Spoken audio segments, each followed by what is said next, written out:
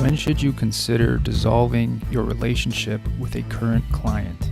Okay, that's a good one because we don't know at this point whether we're talking about a seller or a buyer. It really doesn't matter too much. If it's a seller scenario and you have a written agreement with the seller, and let's say that you come to an impasse along the way, then I'd probably have a conversation, or would have a conversation with the seller.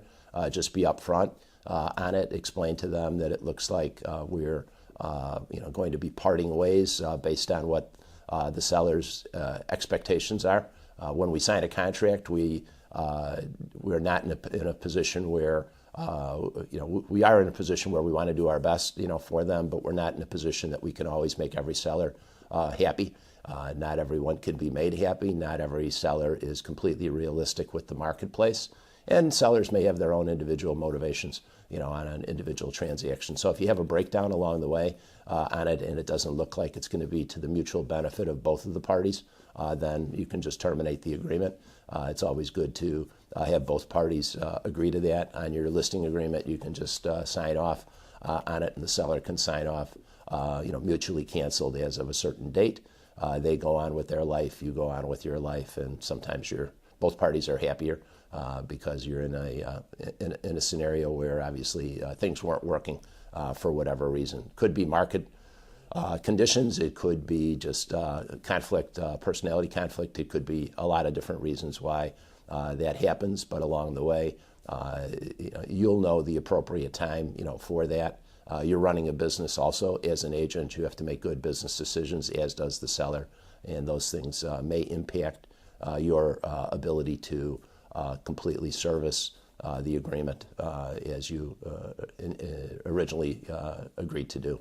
On the flip side, on the buyer side, not dissimilar. You may or may not be working with a buyer for a long time, short time. You may have a written agreement with them, which is an exclusive agreement in which the buyer has committed to you.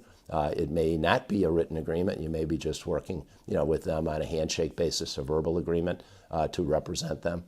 In any event, similarly, if it looks like both of the parties are not amenable to continuing that relationship, that it hasn't worked out along the way in everyone's best interest, or that expectations on either side are not being fulfilled, or market conditions have changed, all of those different factors can come into a situation where you could have a breakdown in working with that buyer. Most of the time, breakdowns in our industry occur because of lack of communication. That can be on seller side or that could be on buyer side.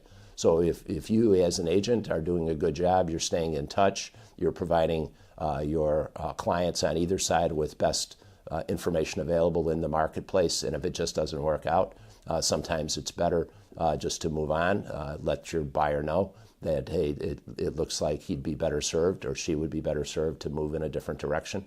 And then your life will be freed up to be able to move on and hopefully do a better job with other clients that you happen to be representing at that time.